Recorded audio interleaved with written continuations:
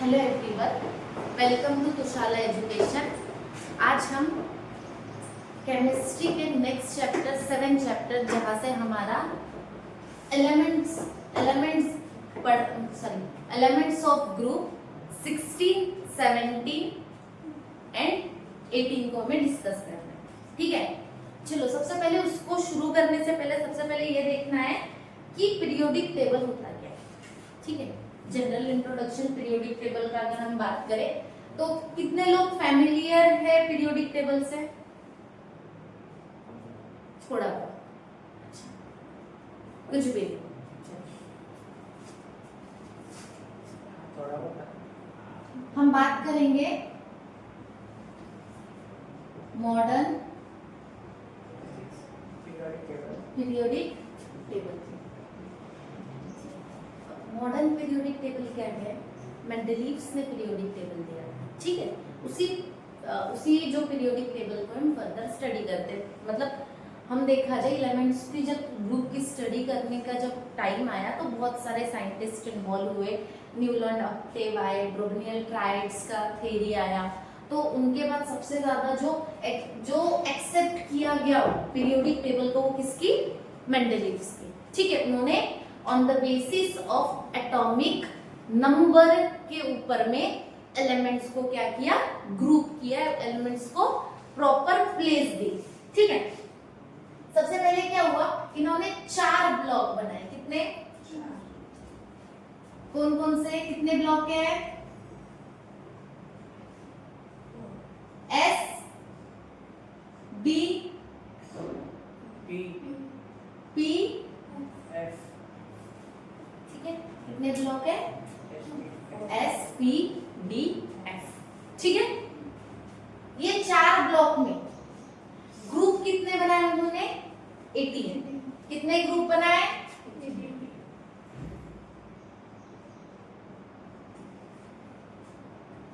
ठीक है, और पीरियड 7।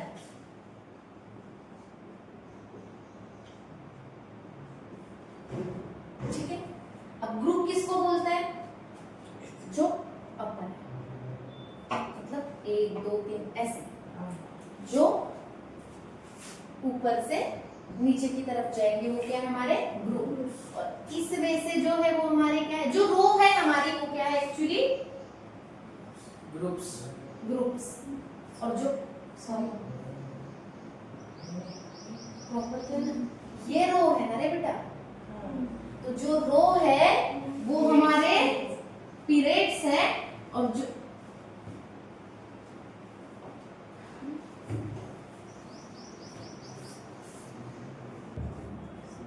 जो हमारे कॉलम है वो क्या है? ग्रुप। क्लियर है? देखो हमारा जो एस ब्लॉक की अगर हम बात करें,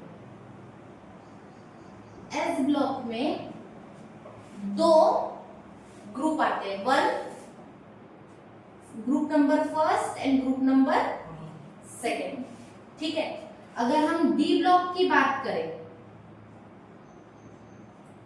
डी ब्लॉक में कितने ग्रुप आते हैं? ये क्वेश्चन रहेगा मयूरी से, 10th का क्वेश्चन है मयूरी। क्यों? स्टेट बोर्ड का चैप्टर है ना second, modern periodic classification of element. क्या है? 4 रहते हैं, डी में 4 रहते हैं।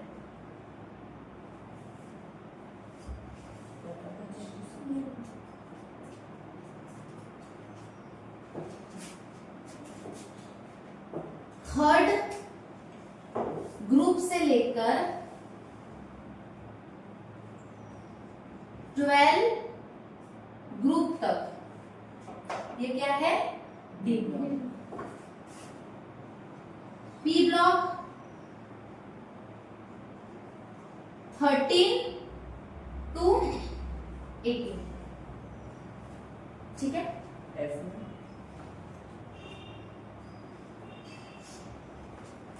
अब आते हैं हमारे एफ ब्लॉक। एफ ब्लॉक पे जो है ना देखो कुछ कैरेक्टर ऐसे आ रहे थे बीच में, फिर 57 से लेकर 71 तक। क्या था? 57 जो एटॉमिक नंबर है वहां से लेके जो 71 तक था, ऐसे कैरेक्टर आ रहे थे जिसको हम अगर बीच में पीरियोडिक टेबल के अगर रख रहे थे तो पूरे कैरेक्टरिस्टिक्स, क्योंकि इसको डिफाइन किस बेस पे किया गया, on the basis of physical and chemical properties, ठीक है। तो पूरी फिजिकल एंड केमिकल प्रॉपर्टीज क्या हो जा रही थी? अलग हो जा रही थी, उसको प्लेस नहीं कर पा रहे थे। तो ऐसे ही ग्रुप नंबर एटॉमिक नंबर से लेकर 57 टू 71 वाले कैटेगरी को कहां लेके गए? एफ ब्लॉक में पहला एक सीरीज में, जिसका पहला मेंबर था लैथिनाइड, और जिसको बोलते हैं हम लैथिनाइड सीरीज। क्या बोलते हैं? और 89 टू 103, 89 टू 103 ये सेकंड जो ग्रुप था जो डिस्टर्ब कर रहा था, जिसका पहला मेंबर था एक्टिनाइड, जिसको हम बोलते हैं एक्टिनाइड सीरीज। तो ये दो के दो सीरीज को जो है कहां पे डाला गया? एफ ब्लॉक में। क्लियर है? कहां के एटॉमिक नंबर 57 टू 71 और 89 टू 103। क्लियर है? तो पीरियोडिक टेबल हमारा बना कैसे? देखो ये रहा दो, एक ही लाइन।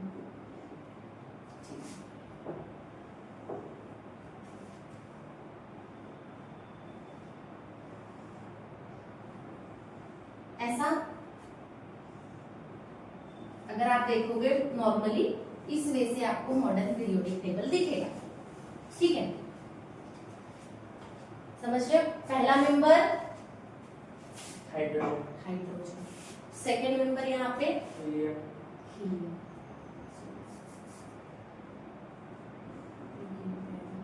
ठीक है।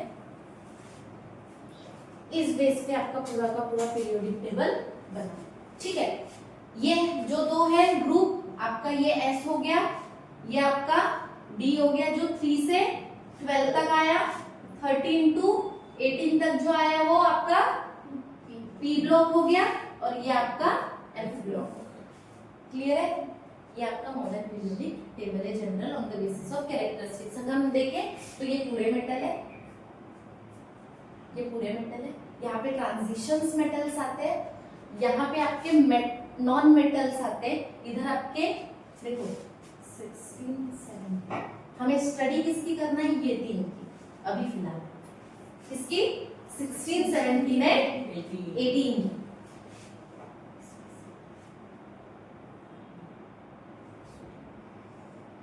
ठीक है, ये तीन मेंबर की स्टडी करना है हमको, जिसमें से 16 जो है ऑक्सीजन फैमिली जो हमारे चाल्कोजेंस है, 17 आपका हैलोजन ग्रुप और 18 आपका नोबल गैसेस है। क्लियर है?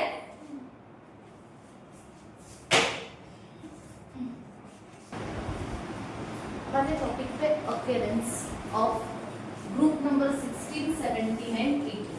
देखो ग्रुप नंबर 16 और 17 और 18 को अगर हम देखें, ग्रुप नंबर 16 जो है हमारी ऑक्सीजन फैमिली है, मतलब पहला मेंबर ऑफ ग्रुप नंबर 16 कौन है? ऑक्सीजन। ठीक है, ऑक्सीजन के बारे में तो हम नॉर्मली भी जानते हैं, ठीक है। तो ऑक्सीजन का अगर मैं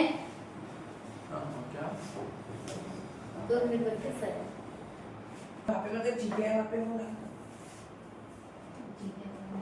चलो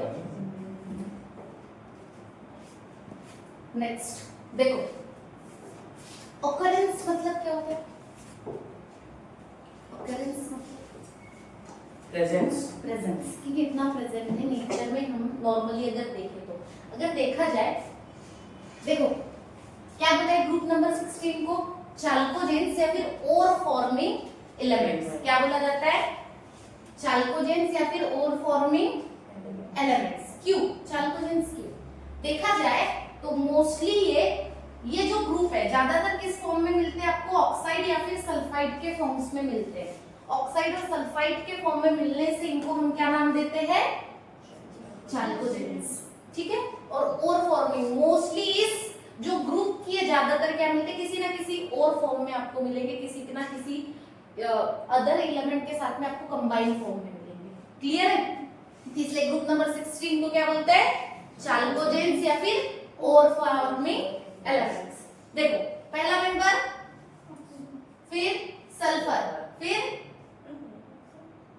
सेलेनियम, फिर थैल्यूरियम, फिर पोलोनियम।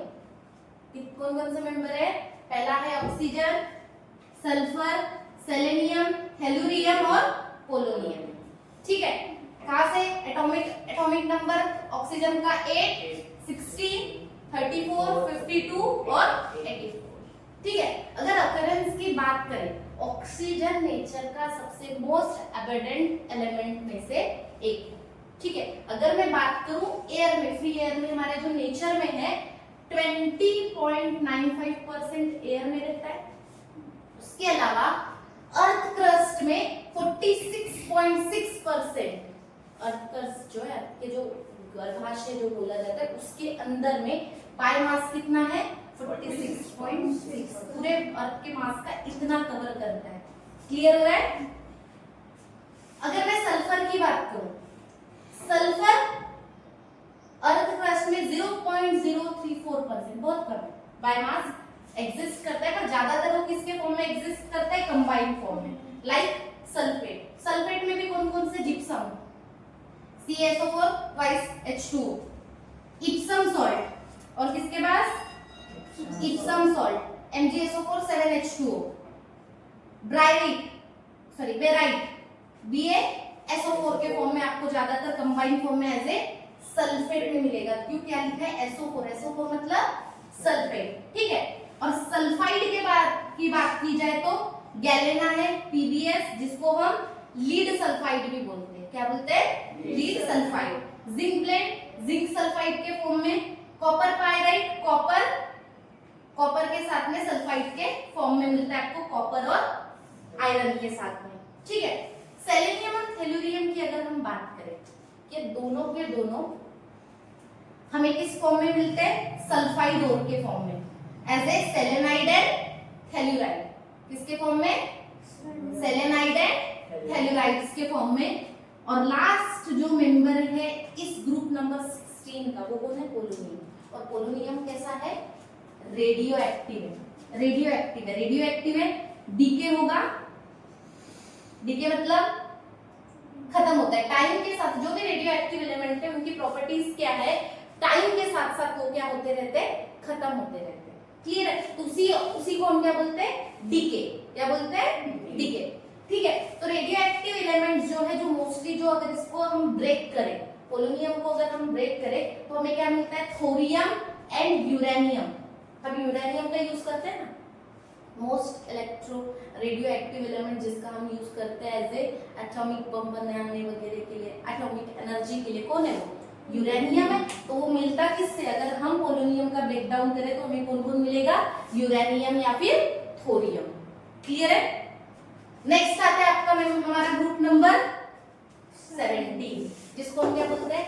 हैलोजन। क्यों बोला जाता है हैलोजन? देखो यहाँ पे दो वर्ड है, एक वर्ड है हैलो और एक है जिन। मतलब क्या है? हैलो का मतलब होता है सॉल्ट। क्या होता है? सॉल्ट। और जिन का मतलब बॉन्ड। मतलब ये जो बने हुए होते हैं ये मोस्टली आपको ना सॉल्ट्स के फॉर्म में मिलेंगे, सॉल्ट के साथ मिलेंगे। फॉर एग्जांपल अगर मैं बात करूं NaCl सॉल्ट है, MgCl2 सॉल्ट है। मोस्टली आपको ये किसके फॉर्म में मिलते हैं? सॉल्ट के फॉर्म में मिलते हैं, इसलिए इनको क्या बोला जाता है? हैलोजन। ग्रुप नंबर 17 सबसे ज्यादा इलेक्ट्रोनेगेटिव एलिमेंट्स है हैलोजन्स। कौन है? इलेक्ट्रोनेगेटिव। पूरे पीरियोडिक टेबल के सबसे ज्यादा इलेक्ट्रोनेगेटिव ग्रुप में से ये ग्रुप है। क्लियर? फ्लोरीन, फ्लोरीन एग्जिस्ट करता है। नॉर्मली देखा जाए तो ये ज्यादातर सॉल्ट्स के फॉर्म में आपको नेचर में मिलेंगे, पर उसके अलावा अगर फ्री स्टेट, ये फ्री स्टेट में मिलना इनका बहुत दिक्कत हो जाता है। क्यों? क्योंकि इनका एटॉमिक नंबर देखो, इनका अगर हम इलेक्ट्रॉनिक लास्ट वैलेंसी की अगर हम बात करें, इसी की देखिए, ठीक है 2, लास्ट में कितना बचेगा? पहले ग्रुप में अगर मैं इसका इलेक्ट्रॉनिक कॉन्फ़िगरेशन निकालूं 9, 2 गया, कितना बचेगा लास्ट में? 7 बचेगा। तो मुझे एक बात बताओ, इसके पास सिर्फ एक इलेक्ट्रॉन की कमी है। देखो हमेशा एक बात याद रखना, जितने भी एलिमेंट्स होते हैं, जितने भी एलिमेंट्स होते हैं वो क्या करते हैं, अपनी नोबल गैसेस के पास जाना पसंद करते हैं, अपनी नोबल गैस के इक्वल अपना इलेक्ट्रॉनिक कॉन्फ़िगरेशन करना चाहते हैं, क्योंकि जब कोई भी उनकी वैलेंसी अगर कंप्लीटली फिल्ड हो जाती है तब कोई भी कंपाउंड कैसा होता है, स्टेबल होता है। दो कंडीशन में स्टेबल होता है, एक तो हाफ और एक कंप्लीटली फिल्ड। तो मोस्टली क्या करेगा, अब इसके पास एक ही चीज, एक ही की कमी है ना, तो ये मोस्टली फ्री स्टेट में एग्जिस्ट नहीं करते। हैलोजन ग्रुप को आप देखोगे कभी भी फ्री स्टेट में एग्जिस्ट नहीं करते, और कैसे होते हैं, हाईली रिएक्टिव होते हैं, जिसके वजह से ये क्या करते हैं, हमेशा कॉम्बिनेशन फॉर्म्स में एग्जिस्ट करते हैं, मॉलिक्यूल के फॉर्म में। इसलिए आपको देखना क्लोरीन को आप हमेशा ऐसे लिखते हो, Cl कभी लिखे हो क्या, नहीं। अगर मुझे आयोडीन को अगर बताना है तो मैं I2 बोलूंगी, ब्रोमीन को लिखते हो तो हम इस वे से लिखते हैं। तो ये हमेशा फ्री स्टेट में मिलते हैं क्या, नहीं, हमेशा मॉलिक्यूल्स के फॉर्म में, कंपाउंड के फॉर्म में मिलेंगे आपको हैलोजन ग्रुप। क्यों, क्योंकि ये बहुत ज्यादा रिएक्टिव होते हैं, ठीक है। ठीक है, चलो अब देखते हैं फ्लोरीन की बात। फ्लोरीन एग्जिस्ट करता है फ्लोरस्पार एंड क्रायोलाइट के फॉर्म में। हमने इनको यूज किया है, फ्लोरस्पार एंड क्रायोलाइट को। इलेक्ट्रोकेमिस्ट्री में जब हम एक्सट्रैक्शन एल्यूमिना वाला जो एक्सट्रैक्शन जो कर रहे थे, उसमें जो मेन उसका टेम्परेचर को, सोडियम मॉल्टेन वो जो NaCl वाली जो एग्जांपल लिया था, उसके टेम्परेचर को कम करने के लिए यूज किया जाता है किसका, फ्लोरस्पार एंड क्रायोलाइट डाला था। एक बार रिवीजन करना, क्या यूज किया था हमने, फ्लोरस्पार एंड क्रायोलाइट। तो फ्लोरस्पार क्या है, CaF2 एंड क्रायोलाइट Na3Al उसके अलावा फ्लोरपा टाइप के फॉर्म में भी एग्जिस्ट करता है, 3CaPO4 CaF2 के फॉर्म में। इसके अलावा सॉइल में कुछ मतलब ट्रेसेस अमाउंट में कहां पे प्रेजेंट होता है, सॉइल, प्लांट्स और बोन्स एंड टिथ में फ्लोरीन के कंटेंट आपको देखने को मिलते हैं। इसलिए देखना आप अगर वो जो एब्रेसिव्स यूज करते पर क्या कोलगेट वगैरह, किसी में फ्लोरीन के भी कंटेंट होते हैं, क्योंकि टीथ एंड बोन में भी फ्लोरीन का थोड़ा ना थोड़ा ट्रेसेस अमाउंट में, लो क्वांटिटी में क्या होता है, प्रेजेंट होता है। उसके बाद आते हैं हमारे क्लोरीन पे। क्लोरीन सबसे ज्यादा कहाँ मिलेगा, कहाँ मिल सकता है, फ्री स्टेट के अलावा। नमक खाते हो क्या, नमक खाते हो, सोडियम मिलता है ना, सोडियम क्लोराइड मिलता है ना, सोडियम भी और क्लोराइड भी।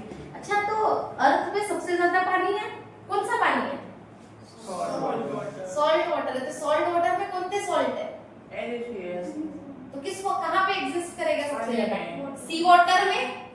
अरे बाबा, सबसे ज्यादा क्या है, 2.5% आपको क्लोरीन कहाँ पे मिल जाता है, सी वाटर में। और कुछ अमाउंट कैर्नेलाइट के फॉर्म में आपको मिलता है KCl, ये ड्राइड फॉर्म है। अगर जो सी वाटर जो होता है, सी वाटर का जो ड्राइड फॉर्म आता है, उसको अगर पानी निकाल दिया जो ड्राइड कंटेंट है, तो वो कन्वर्ट टाइम में होता है कैरेलाइट। उस फॉर्म में भी आपको chlorine KCl MgCl and 6H2O के फॉर्म में मिलेगा। आयोडीन की अगर हम बात करें तो मोस्टली आपको क्लोरीन कहाँ पे मिलेगा, सॉल्ट के फॉर्म में मिलेगा, NaCl MgCl2, इन सॉल्ट्स के फॉर्म में आपको नेचर में क्लोरीन देखने को मिलेगा।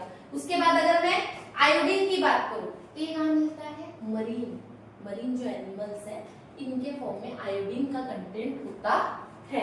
उसके अलावा सीवीड्स, फालतू का कचरा वगैरह जो सीवीड्स होते हैं, उसमें आपको 0.5% के फॉर्म में आपको आयोडीन मिलेगा। वो भी किस फॉर्म में, और एक तो सीवीड में मिलेगा 0.25%, या फिर आपको सोडियम आयोडेट के फॉर्म में चाइल्ड्स सैलेट्रे के फॉर्म में आपको मिलता है 0.2%। सीवीड्स में, मरीन में ही आपको सोडियम आयोडेट के फॉर्म में, जिसको हम सोडियम आयोडेट को क्या बोलते हैं, चाइल्ड सैलेट्रेट, क्या बोलोगे, Chile saltpetre in the form of 0.2% के फॉर्म में मिलेगा। अब नेक्स्ट कौन आता है, astatine, last member of halogen family astatine. क्या है, कितना, ये कैसा होता है, रेडियो एक्टिव। कैसा होता है, इसका डीके, हाफ लाइफ डीके जो टाइम होता है, हाफ लाइफ टाइम जो होता है वो कितना होता है, 8.1 आवर। मतलब कितना देर जी सकते हैं रे बाबा ये, कितना टाइम, अगर हमारे पास नेस्ले टाइम है तो इसका पूरा लाइफ अगर पूरा खत्म होने के लिए कितना लगेगा, 16.2 आवर्स का होगा। अगर हाफ लाइफ अगर उसकी 8.1 है तो पूरा कितना होगा, 16.2 आवर्स का इसका क्या होता है, टाइम ड्यूरेशन होता है। और हाफ लाइफ में इतने टाइम में ये पूरी तरीके से, मतलब उसकी जो क्वांटिटी जो हमें लेते हैं वो पूरी क्या हो गई है, डीके मतलब खत्म, आधी हो गई है। क्लियर है। नेक्स्ट क्या आते हैं हमारे, ग्रुप नंबर 18, नोबल गैसेस। क्यों बोला जाता है नोबल? नोबल के अलावा एक और बोला जाता है इनर्ट गैसेस।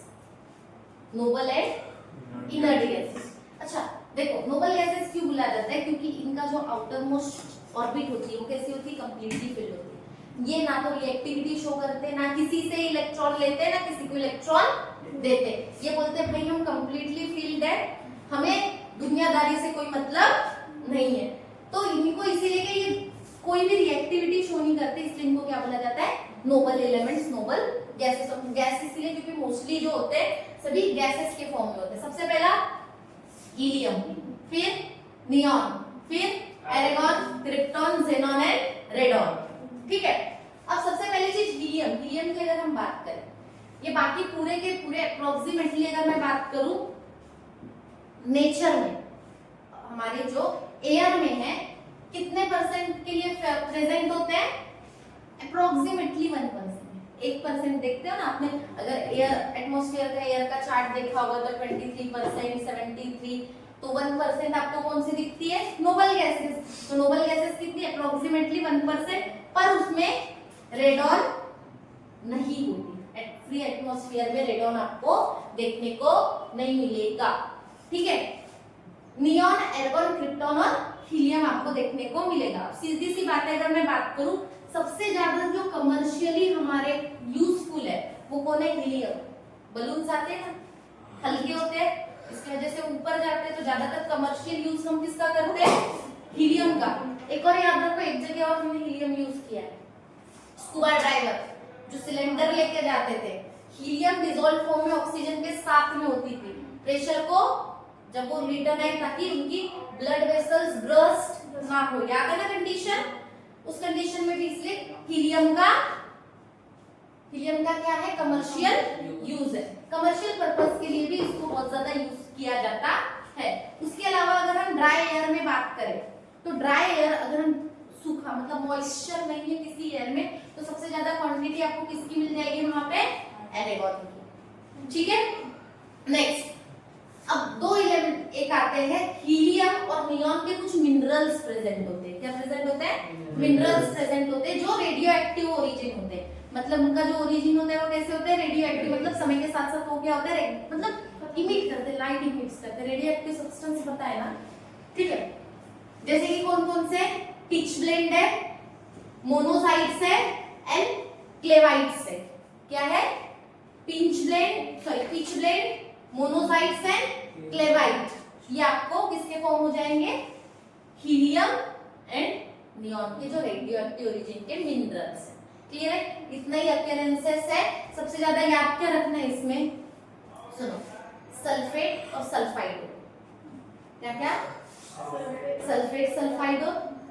चाल्कोजेंस किसे बोलते हैं, हैलोजन। हैलोजन में सबसे ज्यादा मोस्ट इनको, फ्लोरस्पार, इनके कंटेंट्स को आपको याद रखने। और बाकी पूरा का पूरा मेंबर्स कौन कौन थे यहाँ पे, कौन कौन है रे बाबा, ऑक्सीजन, बोलो, oxygen, sulphur, selenium, helium. Oxygen, sulphur, selenium,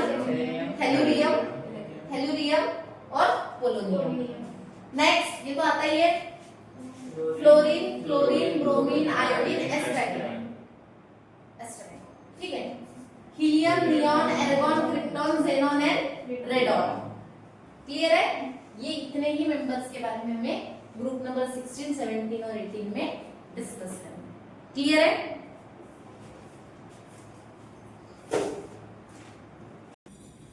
next topic पे आते हैं, इलेक्ट्रॉनिक कॉन्फ़िगरेशन।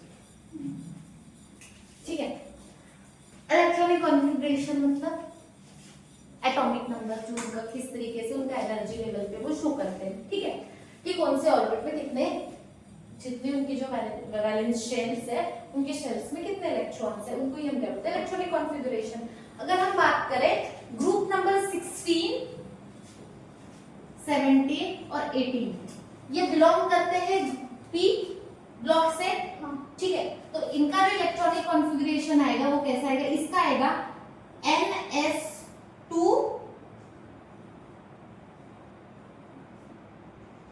NP4। क्या आएगा, NS2 NP4।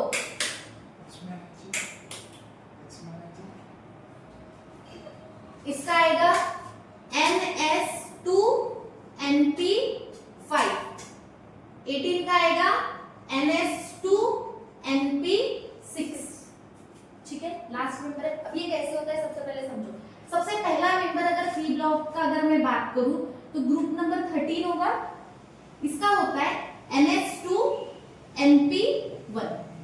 पहला मेंबर है ना, तो पी ब्लॉक में जाएगा तो इलेक्ट्रॉन पहला आएगा किस केस में, पी ऑर्बिट में आएगा, पीस में आएगा। ठीक है, पी शेल में आएगा तो एक इलेक्ट्रॉन रहेगा, इसीलिए पहला 13 को हम क्या बोलेंगे, फर्स्ट से बिलोंग करता है। तो 14 का क्या हो जाएगा, NS2 NP2। 15 का क्या हो जाएगा, NS2 NP3। तो 16 से 4 5 और 6 ऑर्बिट अगर फ्री भी हो गई है तभी तो ये नोबल गैस है ना। क्लियर हो रहा है, एग्जांपल से देख लेते हैं। अगर बोरॉन की बात करूं, बोरॉन का कितना है, 5 है, बनाओ। अरे बाबा इलेक्ट्रॉनिक कॉन्फ़िगरेशन लिखो ना, क्या हो जाएगा, 1s2 2s2 2p1। आया क्या, ग्रुप नंबर 13 से बिलोंग करता है ये, आया NS2 p में 1 आया ना। तो वही तो बता रही हूँ। अगर मैं ऑक्सीजन की बात करूँ, ऑक्सीजन का कितना है, 8 है। 8 है, अगर मैं इलेक्ट्रॉनिक कॉन्फ़िगरेशन लिखूं क्या आएगा, 1s2 2s2 2p4। कितना है बाबा, ग्रुप 16 से बिलोंग करता है। क्या देखता है, 4 आना चाहिए, आएगा, p में 4 आया। अगर हम क्लोरीन की बात, पहला इसके बाद वाला नंबर 17 का क्या है, फ्लोरीन है, कितना होता है, 9। क्या आ जाएगा, 1s2 2s2 2p5 आएगा। फिर कौन है, अरेगॉन, फ्लोरीन के बाद नियॉन।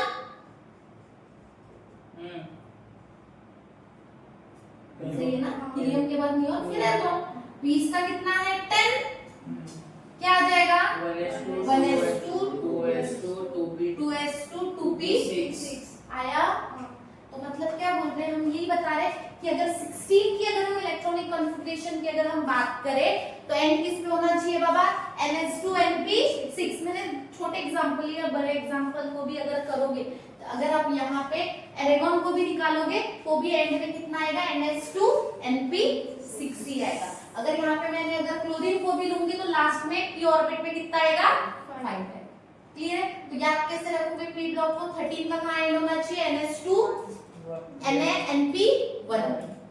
ग्रुप नंबर 13, 14 2 पे, 15 3 पे, 14 4 पे, 16 4 पे, 17 5 पे और 18 6 पे। पक्का, क्लियर है।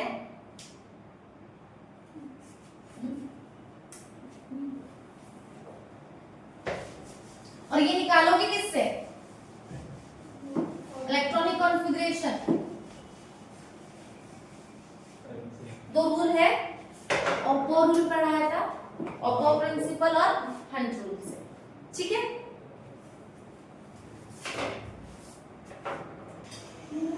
अगर हम इलेक्ट्रॉनिक कॉन्फ़िगरेशन के अगर कंटेंट्स की बात करें तो नियर, देखो जो लास्ट जो हमारी नोबल गैस खत्म होती है उसके ऊपर में डिपेंड करेगा। जैसे कि अगर मैं बात करूं, सबसे पहले नोबल गैस हमारी हीलियम, हीलियम के बाद नियॉन, नियॉन के बाद एरेगॉन, एरेगॉन के बाद क्रिप्टॉन, क्रिप्टॉन के बाद Xen. जेनॉन, फिर उसके बाद Radion.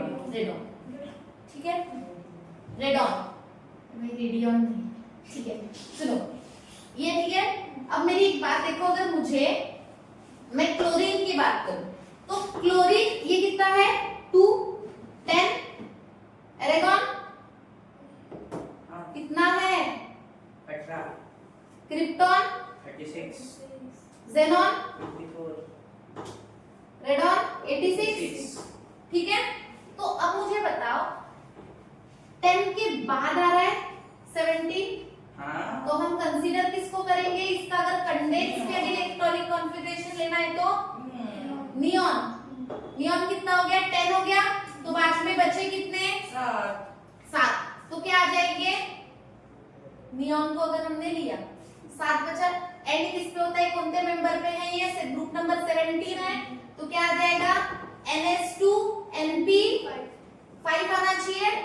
तो लास्ट नियॉन कहां पे खत्म हुआ 10 पे, 10 यहाँ हो गए, बचे कितने 7 ना, तो 7 हम इससे लिखेंगे, क्या आ जाएगा NH2 NH2 तो 1s पता 1s2 इससे क्या होगा 1s2 2s2 2p, हाँ 2p पे 2p5 2p5 आ गया, फिर उसके बाद क्या आएगा 3s आएगा, 3s तो फिर 3s2 3p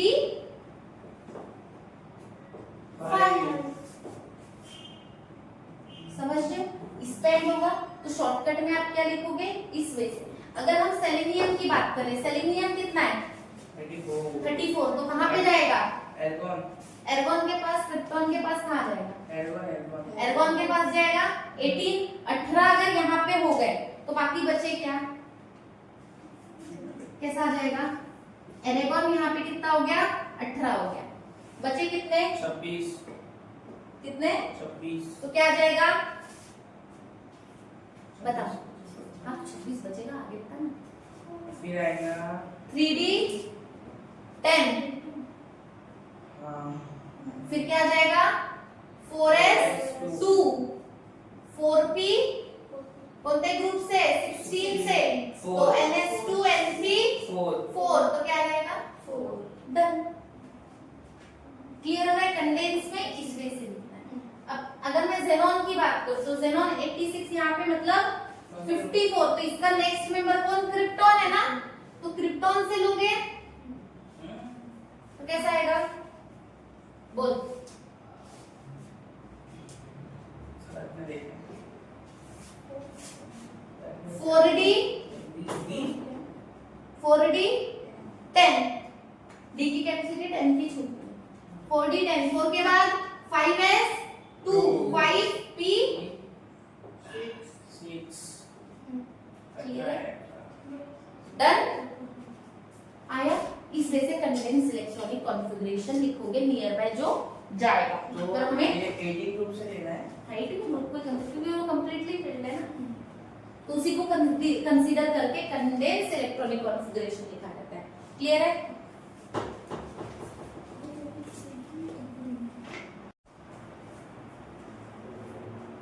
हमने लास्ट टॉपिक में डिस्कस किए थे इलेक्ट्रॉनिक कॉन्फ़िगरेशन एंड अक्यूरेंस के बारे में भी कुछ देर पहले।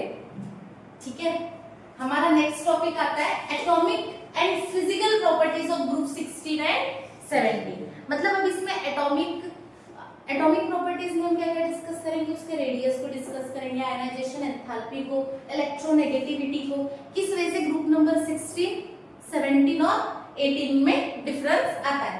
सबसे पहले हम देखते हैं एटॉमिक प्रॉपर्टीज में आयोनिक और एटॉमिक रेडियाई के बारे में। आयोनिक और एटॉमिक रेडियाई क्या होता है पता है? देखो ये न्यूक्लियस है, ये इलेक्ट्रॉन की एक और shell, second shell, third shell for example. ठीक है, जो न्यूक्लियस से लास्ट जो आउटर मोस्ट जो शेल होती है, आउटर मोस्ट जो ऑर्बिट होती है, उसका जो डिस्टेंस होता है वो क्या होता है एटॉमिक रेडियस। क्या होता है रेडियस। ठीक है, एटॉमिक रेडियस जिसको हम बोलते हैं। क्लियर है क्या? पहली चीज एटॉमिक रेडियस क्या होता है न्यूक्लियस या आउटर मोस्ट शेल का। ठीक है, वही आयोनिक डिस्टेंस। यहाँ से ये जो रहेगा, क्योंकि सर्कल बना रहे हैं ना, रेडियस क्यों बोल रहे हैं, क्योंकि वो सर्कुलर मोशन है, सर्कल में घूमता है कौन, इलेक्ट्रॉन, ठीक है। अब नेक्स्ट क्या आता है, आयोनिक रेडियस। अब ये क्या होता है, चार्ज एटम। अगर मैं बात करूं किसी भी एटम के ऊपर में जब चार्ज डेवलप हो जाए, नेगेटिव या पॉजिटिव, तो उनके बीच के, उनके जो आयन के चार्ज के जो आउटर मोस्ट, इसमें भी वही रहेगा, जो चार्ज के बीच का जो डिस्टेंस रहेगा। फॉर एग्जांपल इसने इलेक्ट्रॉन दिया तो इस एटम के ऊपर में एक ऑर्बिट कम हो जाएगी। फॉर एग्जांपल इसकी वैलेंसी थी, इसने एक अपनी इलेक्ट्रॉन दे दिया, और एक इलेक्ट्रॉन देने के, फॉर एग्जांपल मैं बोल रही हूँ ये जो रेडियस है कम हो गई, ठीक है, ये आउटर मोस्ट शेल कम हो गई, तो ये क्या आ जाएगा, ये इसका क्या हो जाएगा, आयोनिक रेडियस। जब जो कि चार्ज पार्टिकल के ऊपर में, फॉर एग्जांपल ऑक्सीजन अगर डाई नेगेटिव है, तो जब वो टू डाई नेगेटिव रहेगा, तो उसके बीच का, उसके न्यूक्लियस और आउटर मोस्ट शेल के बीच का जो डिस्टेंस रहेगा, वो क्या रहेगा, उसका आयोनिक रेडियस। इतना डन है क्या, पक्का।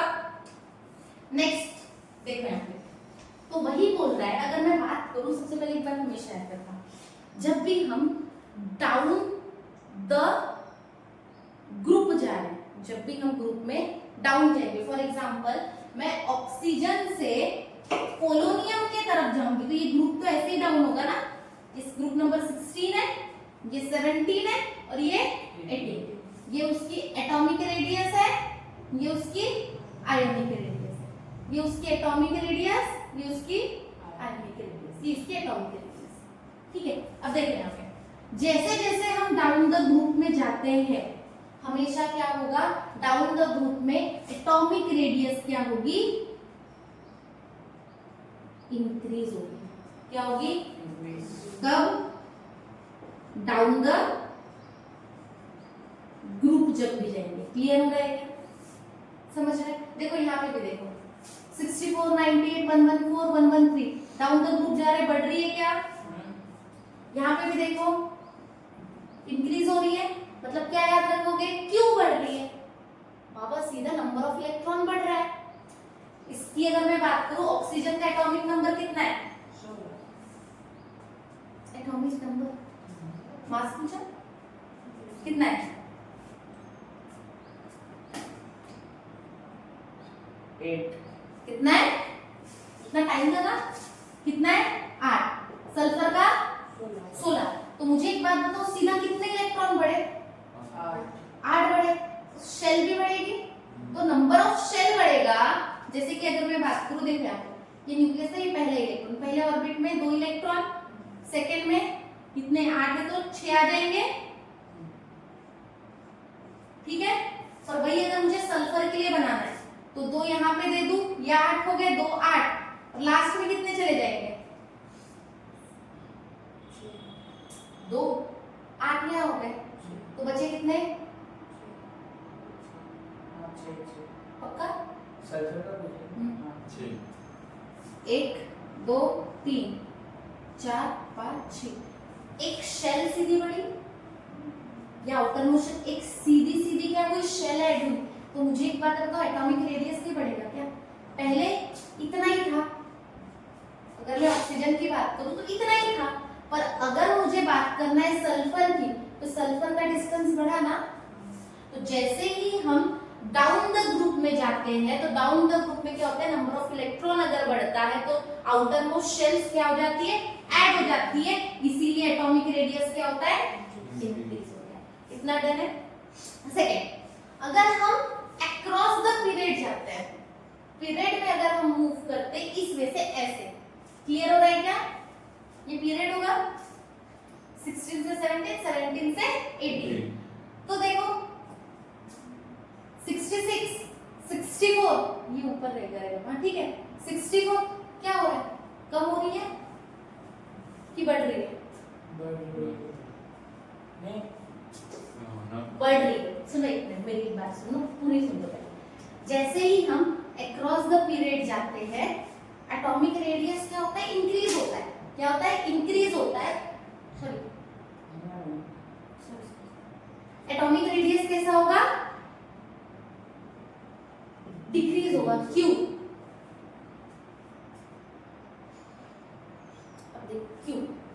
जैसे ही हम अक्रॉस द पीरियड जा रहे हैं तो सीधा क्या हो रहा है, न्यूक्लियर चार्ज बढ़ रहा है। न्यूक्लियस के पास में न्यूक्लियर क्या हो रहा है, Z इफेक्टिव क्या होता है, चार्ज बढ़ता है, जिसकी वजह से देखो इधर भी एक बात, न्यूक्लियर पे जितना ज्यादा चार्ज रहेगा, पॉजिटिव चार्ज जितना है, तो नेगेटिव चार्ज को क्या करेगा, अपने तरफ पुल करेगा क्या कि नहीं करेगा?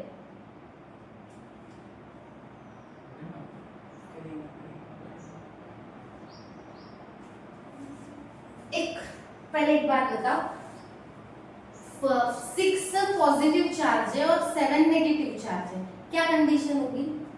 कैलकुलेशन, मैथमेटिकल कैलकुलेशन के हिसाब से बताओ। +6 -7 -1। अगर मैं एटॉमिक अगर न्यूक्लियर चार्ज बढ़ा दूं तो क्या होगा, पॉजिटिव चार्ज बढ़ेगा। समझ में मेरा बोलने का मतलब क्या है? अगर मैं बात कर रही हूँ पॉजिटिव चार्ज न्यूक्लियस के पास में बहुत है, तो नेगेटिव किधर मूव होना चाहेगा?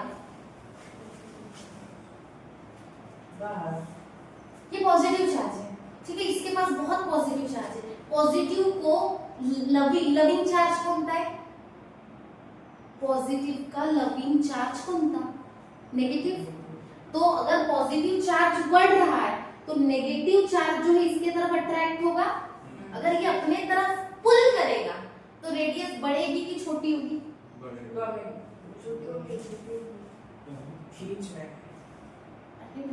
पॉजिटिव चार्ज न्यूक्लियस पे ज्यादा है तो वो इलेक्ट्रॉन को अपनी तरफ उधर पुल कर रहा है, तो रेडियस कैसे बढ़ेगी? रेडियस तो कम होगी। तो क्या याद रखोगे, डाउन द ग्रुप अगर हम जा रहे हैं तो आयोनिक और एटॉमिक चार्ज जो है वो कैसा हो रहा है, इंक्रीज हो रहा है। पर अगर हम अक्रॉस द पीरियड जा रहे हैं तो एटॉमिक चार्ज कैसा हो रहा है, डिक्रीज हो रहा है। पर सबसे ज्यादा कम अगर एटॉमिक चार्ज, एटॉमिक रेडियस और आयोनिक रेडियस अगर किसी की रहेगी तो किसकी रहेगी, ग्रुप नंबर 17। दोनों में कंपैरिजन कर लो, सबसे कम इसी की है। क्यों? सबसे ज्यादा इलेक्ट्रोनेगेटिव है तो पॉजिटिव के तरफ ज्यादा मूव करेगा। देखो यहाँ सबसे ज्यादा इलेक्ट्रोनेगेटिव है कौन सा है? सबसे ज्यादा इलेक्ट्रोनेगेटिव ग्रुप नंबर 70। तो जितना ज्यादा इलेक्ट्रोनेगेटिव है तो पॉजिटिव की तरफ ज्यादा मूव करेगा, तो जितना ज्यादा पॉजिटिव की तरफ में वो अट्रैक्ट होगा तो उसका जो डिस्टेंस है, रेडियस कम होगा। तो इसीलिए सबसे कम किसका रहता है, ग्रुप नंबर 70 का। बाकी जितने भी है सभी से क्लियर हो रहा है।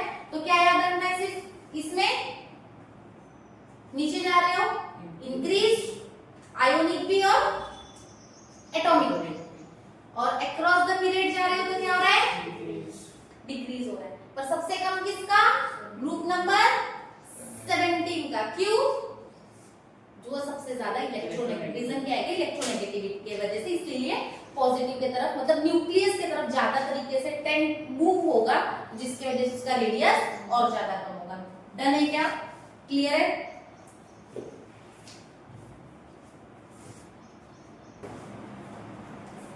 नेक्स्ट है हमारा आयोनाइजेशन एंथैल्पी। आयोनाइजेशन एंथैल्पी पता है क्या कुछ?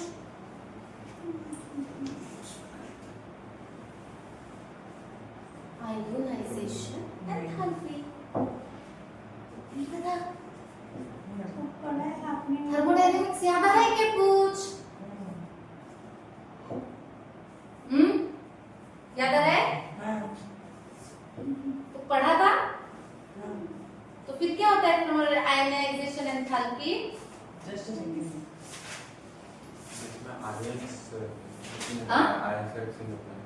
आयन का एक्सचेंज होता है। enthalpy change accompanying the removal of electron from one mode of gaseous atom. Electron को रिमूव करने के लिए जितनी एनर्जी लगती है, आयोनाइजेशन एंथैल्पी। देखो एक बात याद रखना, अगर हम डाउन द ग्रुप जा रहे हैं आयोनाइजेशन एंथैल्पी क्या होगी, डिक्रीज होगी। और अगर हम अक्रॉस द पीरियड जा रहे हैं तो इंक्रीज। क्यों? एक बात देखो, जब हम डाउन द ग्रुप जा रहे हैं तो नंबर ऑफ शेल्स बढ़ती, तो पॉजिटिव चार्ज जो हमारा जो न्यूक्लियस से वो दूर जाते होता है, जितना ज्यादा दूर रहेगा तो आउटर मोस्ट इलेक्ट्रॉन्स को रिमूव करना इजी होगा, क्योंकि इनके बीच का जो फोर्स ऑफ अट्रैक्शन है वो कैसा होगा, कम होगा। पहली, दूसरी, तीसरी। ज्यादा force of attraction positive charge के साथ पहले का रहेगा, फिर दूसरे का, फिर तीसरे का। ज्यादा इजी क्या रहेगा, आउटर मोस्ट यहाँ के इलेक्ट्रॉन रिमूव करना, ठीक है। बट अगर ये बहुत पास में है तो इनको रिमूव करना दिक्कत में जाएगा। इसीलिए ionisation enthalpy down the group जाते हो तो क्या होती है, डिक्रीज होती है, और इंक्रीज अक्रॉस द पीरियड होती है, क्योंकि सेम शेल में इलेक्ट्रॉन ऐड होते हैं। अगर मैं बात करूं इसका, अगर 6 है, 6 है कि 8 है, 8 है, तो इसका 8 to 9 उसी शेल में ऐड हुआ, समझ रहे, उसी शेल में ऐड हुआ। तो इधर जाएगा तो देखो इस सेल में पहले कितने थे, 6 थे, 7वां आ गया।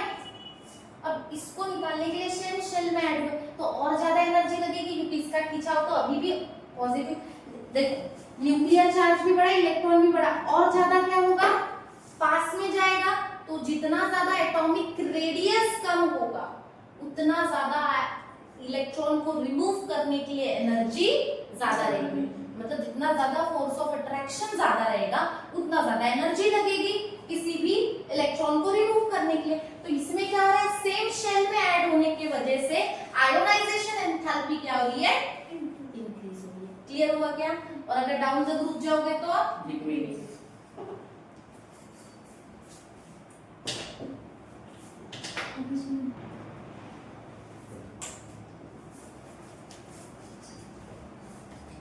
अब आते हैं इलेक्ट्रोनेगेटिविटी के ऊपर। इलेक्ट्रोनेगेटिविटी क्या होती है?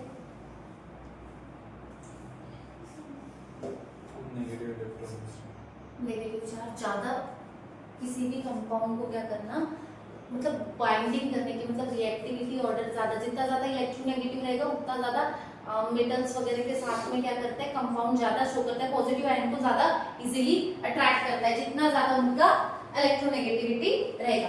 अब देखा जाए तो डाउन द ग्रुप अगर हम जाते हैं, डाउन द ग्रुप अगर जाते हैं तो इलेक्ट्रोनेगेटिविटी क्या होती है, डिक्रीज होती है। कैसी होती है, डिक्रीज होती है down the group. Yes, down group जाओगे इलेक्ट्रोनेगेटिविटी डिक्रीज होगी। बट अगर मैं बात करूं ग्रुप नंबर 16 की, किसकी, ग्रुप नंबर 16 मतलब ऑक्सीजन फैमिली चाल्कोजेंस की अगर हम बात करें तो oxygen second most electronegative element है all over the periodic table. कौन सा, सेकेंड मोस्ट इलेक्ट्रोनेगेटिव है कौन, ऑक्सीजन है। और सबसे पहला अगर मैं इलेक्ट्रोनेगेटिव बोलूं, सबसे हाईएस्ट इलेक्ट्रोनेगेटिव पूरे पीरियोडिक टेबल में ग्रुप नंबर 17 का एलिमेंट फ्लोरीन। क्लियर हो रहा है? जैसे जैसे आप डाउन द ग्रुप जाओगे, मैं ऑक्सीजन और सल्फर की अगर मैं बात करूं तो ज्यादा इलेक्ट्रोनेगेटिव ऑक्सीजन। क्लियर है? डाउन द ग्रुप जाएंगे तो इलेक्ट्रोनेगेटिविटी क्या होगी, डिक्रीज होगी। क्लियर हो रहा है क्या? इलेक्ट्रोनेगेटिव उसके वो तो पूरा कंप्लीटली फील्ड है, ना तो वो देता है ना तो लेता है। समझ रहे हो?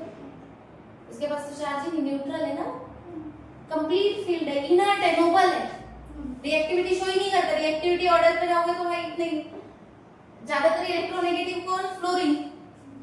ठीक है, most electronegative example fluorine, second most oxygen. Third हमारे टॉपिक पे आते हैं इलेक्ट्रॉन गेन एंथैल्पी।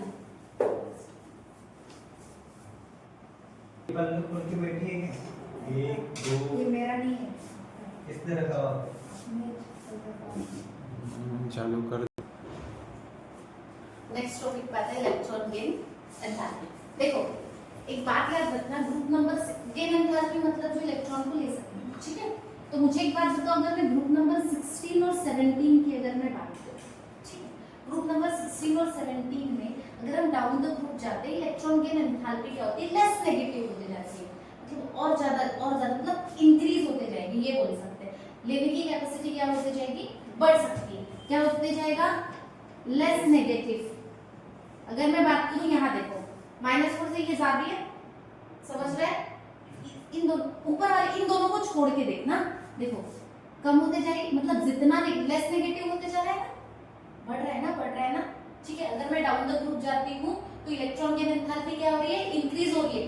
पर अगर मैं बात करूं ऑक्सीजन और सल्फर की, इन दोनों में कंपैरिजन करूं तो ज्यादा इलेक्ट्रॉन गेन एंथैल्पी किसकी है, इसकी। क्यों, ऑक्सीजन की। क्यों, इसका जो एटॉमिक साइज है, एटॉमिक साइज किसका छोटा है, ऑक्सीजन का, इसीलिए इसकी इलेक्ट्रॉन गेन एंथैल्पी इससे लेस है, मतलब ज्यादा है वैसे, ठीक है, लेस नेगेटिव है। क्या बोलोगे, लेस नेगेटिव, ज्यादा नेगेटिव है ना इससे। -200 छोटा है और -141 बड़ा है, तो ये ज्यादा नेगेटिव है ना। तो लेस नेगेटिव कौन है, oxygen, due to smaller atomic size. Same fluorine and chlorine की भी बात करें तो इन दोनों में अगर मैं डिफरेंस देखूं तो लेस नेगेटिव कौन है, फ्लोरीन है। क्यों, same reason, due to less atomic size, ठीक है। बट अगर हम डाउन द ग्रुप जाते हैं तो देखो इससे ये कम है, तो जैसे डाउन द ग्रुप जाते तो less negative less negative electron gain enthalpy होती है, ज्यादा नेगेटिव बढ़ता है, ज्यादा नेगेटिव, ठीक है। बट अगर मैं नोबल गैसेस की बात करूं ग्रुप नंबर 18 की, भाई ये पहले से स्टेबल है, कैसे है, पूरी तरीके से, ना इनको इलेक्ट्रॉन की जरूरत है, ना देने की जरूरत है, ना लेने की जरूरत है। इनकी ऑर्बिट कैसी, कंप्लीटली फुल्ली स्टेबल है। तो इनकी जो इलेक्ट्रॉन गेन एंथैल्पी आती है वो कैसी है, पॉजिटिव। कैसी आती है, पॉजिटिव। क्लियर रहेगा। क्या क्या टॉपिक देखा हमने एटॉमिक प्रॉपर्टीज में, सबसे पहला एटॉमिक एंड आयोनिक रेडियस, ठीक है। एटॉमिक और ionic radius down the group जाएंगे तो इंक्रीज होगा, अक्रॉस द ग्रुप जाएंगे तो डिक्रीज होगा। क्लियर। सेकंड देखा ionization enthalpy, ionization enthalpy down the group जाएंगे डिक्रीज होगा, अक्रॉस द ग्रुप जाएंगे इंक्रीज होगा। उसमें एक और चीज ऐड कर रही हूं, ग्रुप नंबर 15 और 16 की अगर मैं बात करूं, 15 वाला मेंबर बोरॉन, इधर से ऑक्सीजन, बोरॉन नहीं, बोरॉन तो 13 का इलेक्ट्रॉन का है ना, ठीक है। सुनो, नाइट्रोजन, नाइट्रोजन, हाँ वही कर रही हूं, क्योंकि जो 13 का मेंबर आएगा बोरॉन, तो यहाँ क्या आ जाएगा, नाइट्रोजन। अगर मैं इसकी बात करूं, ऑक्सीजन के पहले नाइट्रोजन है, कौन है, नाइट्रोजन। इस ग्रुप की 15 की बात करूं तो इनका अगर आयोनाइजेशन एंथैल्पी को अगर मैं कंपैरिजन करवाऊं दोनों में, तो कम किसकी रहेगी, ज्यादा किसकी रहेगी, ऑक्सीजन की ज्यादा रहेगी, ऑक्सीजन की ज्यादा रहेगी, 15 की ज्यादा हो जाएगी। पूछो क्यों, देखो इधर इसका इलेक्ट्रॉनिक कॉन्फ़िगरेशन NS2Np4, इसका क्या है NS2Np3।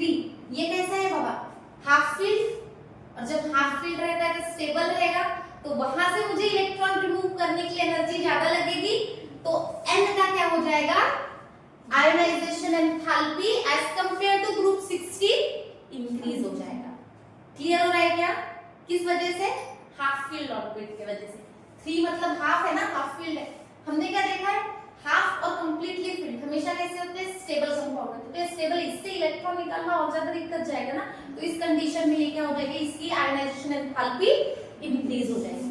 क्लियर है। नेक्स्ट क्या देखा फिर हमने, इलेक्ट्रोनेगेटिविटी।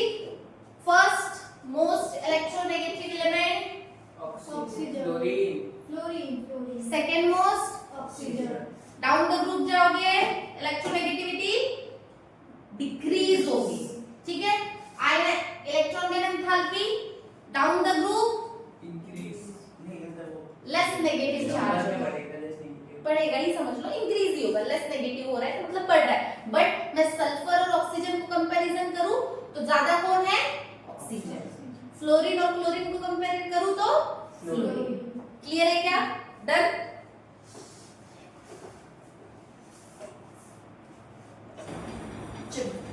चलो अब आते हैं हम फिजिकल प्रॉपर्टीज।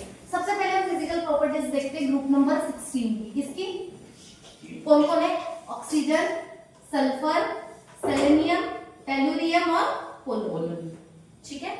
अगर मैं बात करूं at room temperature, room temperature पे सिर्फ अकेला ऑक्सीजन है जो गैस है, बाकी पूरे के पूरे सॉरी सॉलिड। क्लियर हो रहा है? ऑक्सीजन यहाँ पे कौन है? गैस गैस, पर कैसा है? नॉन मेटल है। या सल्फर, सल्फर भी गैस है सल्फर क्या आता है? सॉलिड है सॉलिड है सॉलिड है, ये पता है। सल्फर का एग्जांपल अभी कुछ दिन पहले सॉलिड स्टेट में किस इसमें लिया था? मेटल में लिया था, नॉन मेटल में लिया था या मेटेलॉइड में लिया था? मेटल नॉन मेटल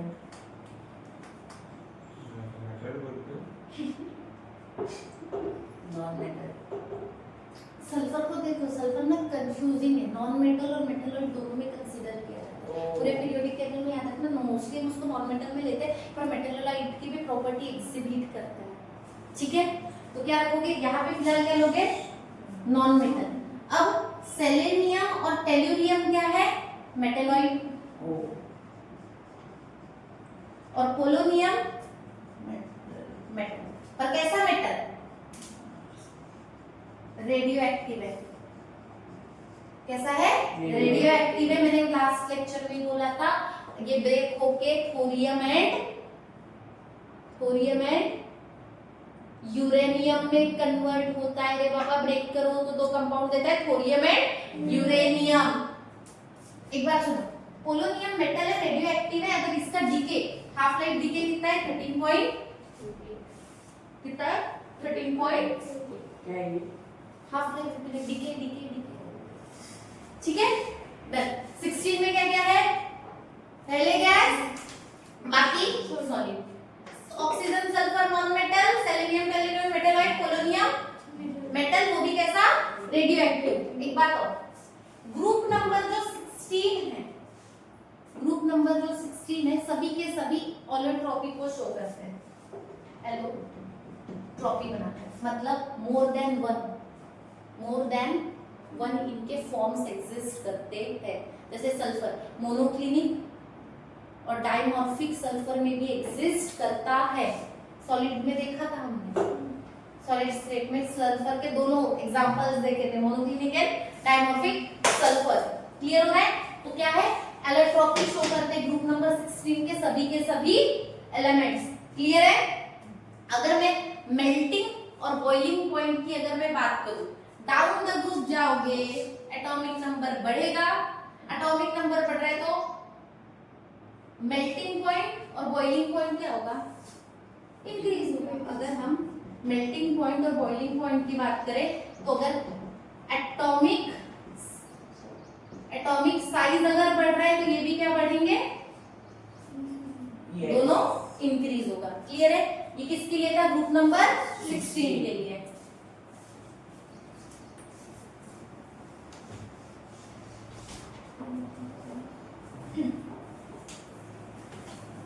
नेक्स्ट आते हैं हमारे physical properties of group number 17।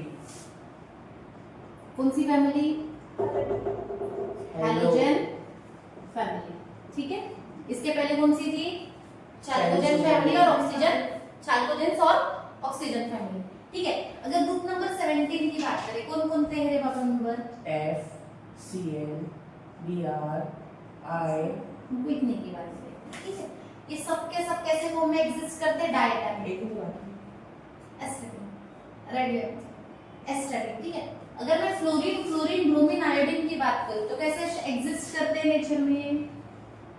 Diatomic.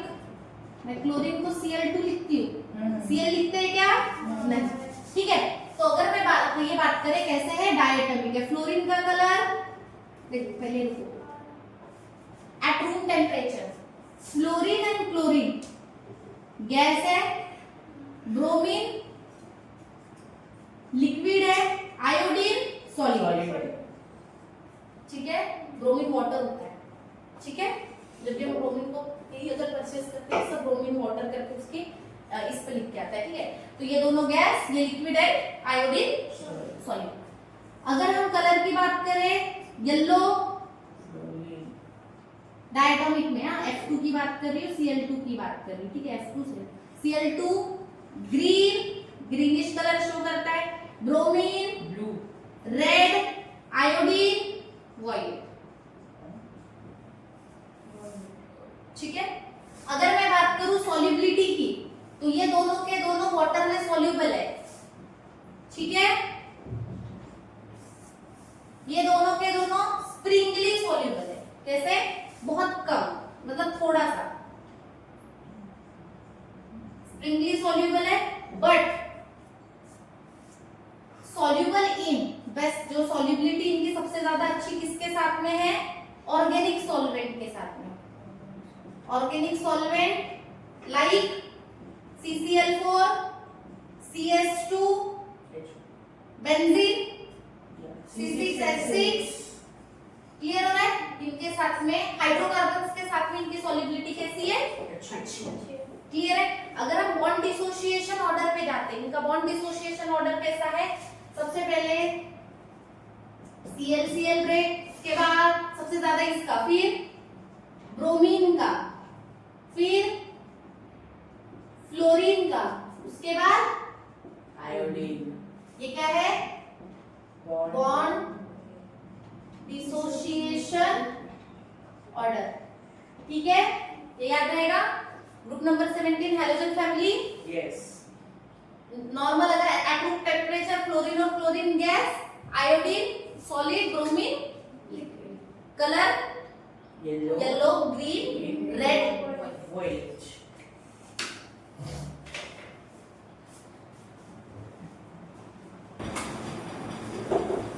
Group number 18 कौन सा? नोबल गैसेस, नोबल गैसेस कौन कौन सी? He, Ne, Fe,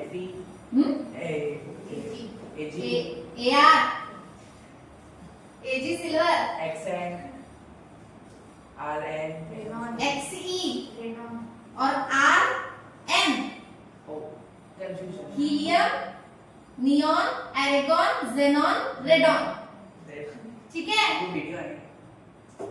ठीक है। अब अगर हम बात करें मोस्टली, अगर हम ग्रुप नंबर 18 की बात करें, तो ये सभी के सभी कैसे होते हैं? मोनो एटॉमिक, ठीक है, गैस फॉर्म में ही होते हैं मोस्टली, ठीक है। अगर मैं बात करूं सॉल्युबिलिटी की, वाटर में स्पेरिंगली सॉल्युबल है,